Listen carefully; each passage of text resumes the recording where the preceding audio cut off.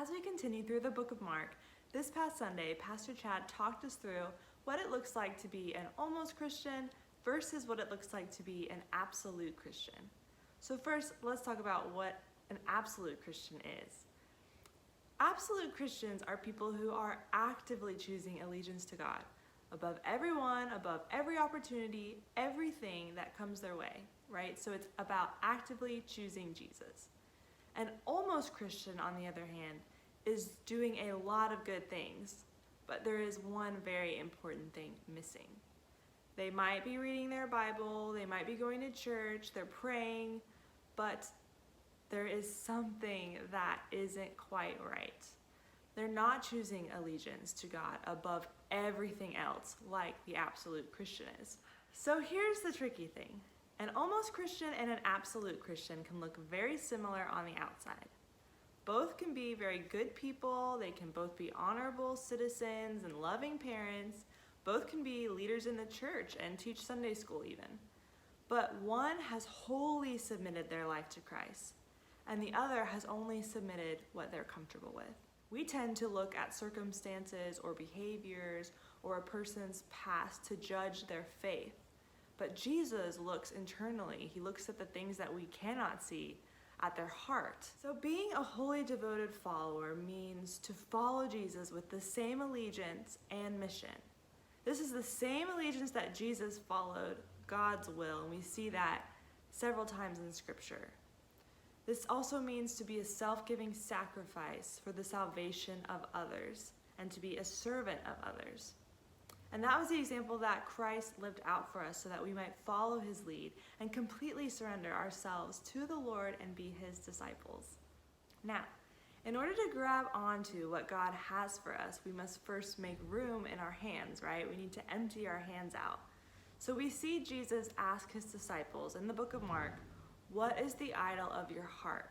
He wants to expose those idols so that they can dispose of them and eliminate any possible hindrance, keeping them from fully devoting themselves to following him.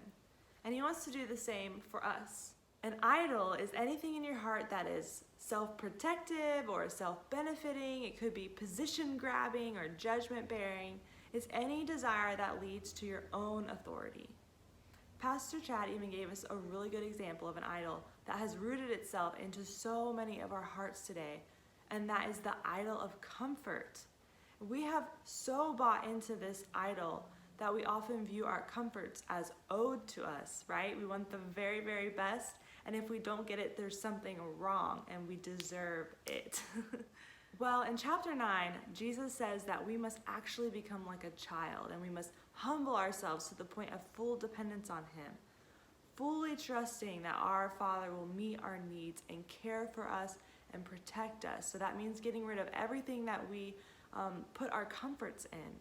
So what would you need to do in your life to fully put your trust in him? Would you need to eliminate something? Would you need to forgive someone? Or let go of a comfort that you are desperately clinging to, that you're looking to for your safety or for your happiness? Jesus gives the example of this rich young ruler in the book of Mark. Although he looks really great on the outside, there's something in his heart that has not been submitted to Jesus. And Jesus wants his heart. He wants all of it. He doesn't want just part of it. So there's always something in our lives that we reserve and say, Jesus, you can have everything, just not that. You can have everything, just not that relationship, or just not that amount of money, just not that job. And Jesus says, you have to give it all up and follow me. So this is a really hard thing to consider, and it's a scary one because it lacks the ability to control. You can't control it, right? So how do you handle this idea that in order to gain what Christ has for you, in order to take hold of it, you must lose yourself, your comforts? Remember that when Peter heard Jesus explaining his need to die, Peter became angry. And Peter thought that his understanding was greater than what God was planning. And when Peter sees kingdom things from his own perspective, he's trying to take Jesus' seat of authority. And that's what we do, right? We commit this idolatry by thinking that we know better. So what is an absolutely Christian human, a wholly devoted follower of Jesus? Well, I can tell you that according to Mark in chapter 8, verses 34 through 36, he talks about it's anyone who would come after Jesus. And this means that being a wholly devoted follower is self-denial, saying no to idols of your heart out of allegiance to Christ for the good of others. And this is a lot easier to see in others, but it's so important to deny ourselves our own idols. And that's why small groups are so important, because we have so many blind spots when it comes to our own idols and things that we're holding on to. Things like fear, things like worry, things like people. So having a group of people that can come around you and grow with you and that you can let into your heart, they can help hold you accountable and they can help recognize things that we might not see for ourselves. And that's why our small groups are so important. Part of the purpose that Christ came to this earth was not just to save us. That was a huge part of it, of course. But it was also to train up kingdom people who would give his message to the world. And Jesus' faithfulness to this mission becomes the model that we can live after for all discipleship. So at this point in the book of Mark, this is a calling. This is kind of the climax. This is where a transition begins, because he's calling his disciples out. He's calling them into more. He says, this is your choice. You're either all in or you're all out. And he's making disciples so that there will be a kingdom spread on the earth. And we have the chance of being a part of that spread. But we've also been given a choice.